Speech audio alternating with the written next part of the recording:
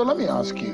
Please, I'd like to talk about the lie that Peter Obi said about nnamdi Kanu, because it was a dangerous lie. What upset you about he that? said, no, I mean, I wasn't upset. It was the lie. He said that the trial of nnamdi Kanu does not make sense. Listen, I played you a video which we cannot play because of the NBC. Can you testify that you heard the video? Can you tell your audience? I heard the now, video. you heard him telling his supporters to kill policemen, to kill soldiers, to burn down Lagos. After he gave that video, do you know how many police and how many soldiers have died in the southeast? Over 50. As a matter of fact, there was a couple, an army couple, you know, her name was Gloria Matthews, her husband was Linus. They were killed and beheaded in Imo. Do you know who killed Ahmed Gulak in Imo? Who killed Harira Jibril with her 4 underage children? 160 police stations were shut down in the southeast. Why? Because IPOB, UGM, unknown gunmen, and ESN, they attacked them. They killed over 24 policemen. And then you are saying that the trial of a person who ordered this does not make sense. Look, as I speak to you right now, Finland is trying Simon Ekpa. Simon Ekpa is not even as guilty as nnamdi Kanu. He has not done a half of what nnamdi Kanu has done. Is Peter Obi going to tell the Finnish government that the trial... nnamdi Kanu is still not found guilty yet because it's facing trial? Yes, but I can give my opinion. This is not fact. This is an opinion. Is Peter Obi going to tell the Finnish government that the trial of Simon Ekpa does not make sense? Look, Peter Obi gives an opinion on everything that happens in Nigeria, but he did not talk about the trial of Simon Ekpa. He did not condemn it. He did not condemn what Simon Ekpa did. So this man has separatist tendencies. He has never condemned the Monday sit at home. In fact, when he goes to Anambra, he obeys it.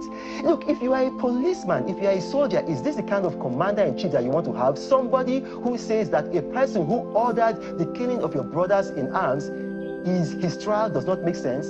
No. And then he lied about the convoy. He said that he'd never seen a presidential convoy with ambulances. I went on profiles. I put videos of President Trump's convoy with at least 2 ambulances, of the President Putin's convoy with at least 2 ambulances. He likes Indonesia. He went to Indonesia. I put videos of the president of Indonesia with 2 ambulances. Even Sierra Leone, that tiny country, the president moves with 2 ambulances. But does it make sense for us to have ambulances on the convoy? Of course, but there it are no makes sense. ambulances in the hospital where they need them? Listen to this, sir. We are a poor country that is trying to get better. We cannot have everything at once. But listen, the only president that we had in Nigeria that did not have a convoy, his name was General Murtala Mohammed. What happened? He was killed on February 13, 1976.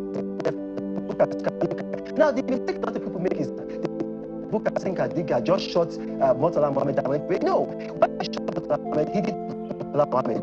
He left. And we need to close now. Okay.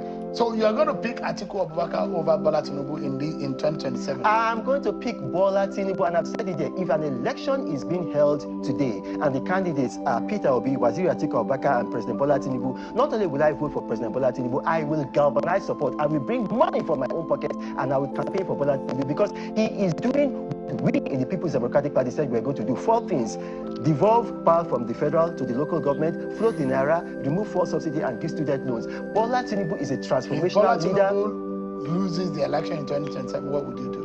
Look, I have a successful business, I have a successful life. This year alone, I've traveled to how many countries? I will keep on doing what I'm doing. Look, I am a patriot.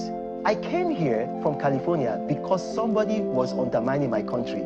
I am a man of means. I do not depend on the government.